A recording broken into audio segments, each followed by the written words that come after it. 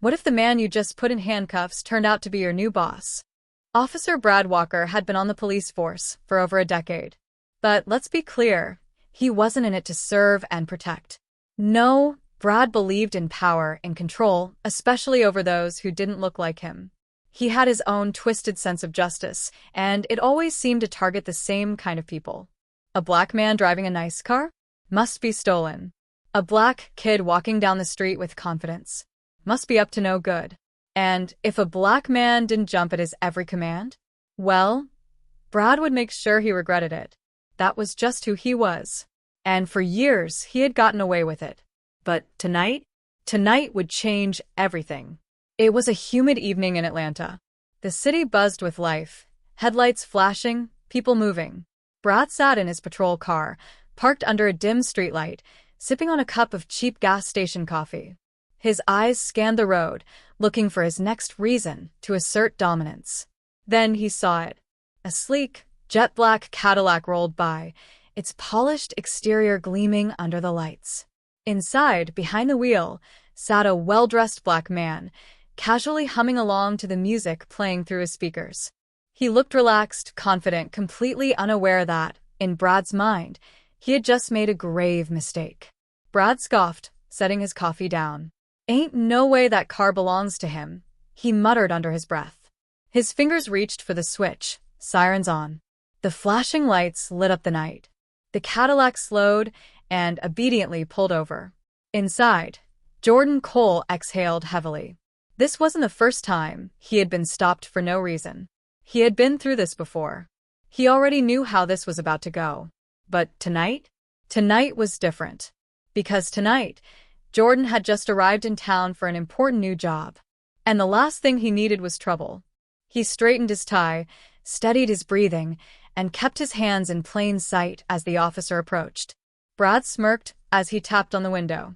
"License and registration." Jordan nodded calmly, keeping his voice steady. "Sure, officer. May I ask why I'm being stopped?" Brad's smirk faded. His eyes narrowed. "Step out of the car." Jordan hesitated. "Excuse me?" "Step out. Now." Before Jordan could even react, Brad yanked the door open, grabbed his arm, and pulled him out onto the pavement. Jordan stumbled, his polished shoes scraping against the concrete. Brad shoved him up against the Cadillac, aggressively patting him down. "You fit the description of a car thief," Brad lied, tightening his grip. "Where'd you get this car?" Jordan clenched his jaw, holding back his frustration. "It's mine. The registration is in the glove compartment." Brad let out a short, mocking chuckle. "Yeah, right." Click. The cold steel of handcuffs locked around Jordan's wrists. Jordan shook his head, letting out a small, knowing smile. "You have no idea what you're doing, officer." Brad let out a laugh. "Oh, I know exactly what I'm doing, getting another criminal off the streets." Jordan didn't argue. He didn't fight. He simply gave Brad a look, a calm, steady gaze that said you have no idea what's coming. Brad had no clue his entire world was about to come crashing down. The police station was alive with noise when Brad arrived, dragging Jordan in behind him. Officers moved about, paperwork shuffled, phones rang. But the moment Brad walked in with his suspect, people started staring. Officer Martinez, one of the few decent cops in the department, stepped forward with a frown. "What's the charge?" Brad shrugged. "Resisting arrest. Probably theft." Martinez's frown deepened. "Probably." Before Brad could respond, a commanding voice boomed across the station. "What the hell is going on here?" Every officer in the room snapped to attention. Captain Reynolds stormed out of his office, his face tight with anger. Jordan, still calm, stepped forward and adjusted his suit. "That's exactly what I was about to ask." Reynolds' face drained of color. "Sir, are you okay?" Brad blinked. "Sir?" "What?" Reynolds turned to him, his voice like ice. "Take those cuffs off now." Brad hesitated, his fingers twitching. But under the intense glare of his superior, he fumbled with the keys, unlocking the handcuffs with shaky hands. Jordan rubbed his wrists, his expression unreadable. Brad huffed, trying to make sense of what was happening. What is this? What's going on? Reynolds took a deep breath, his expression one of barely contained fury. Officer Walker, meet our new chief of police. The entire station fell silent. Jordan smiled. Pleasure to meet you, Officer Walker. Or should I say former Officer Walker's? Brad's face turned ghostly pale. His lips parted, but no words came out. He stammered, shaking his head. This is a joke, right? Jordan's smile didn't waver. Not at all. I was just appointed as the new chief of police.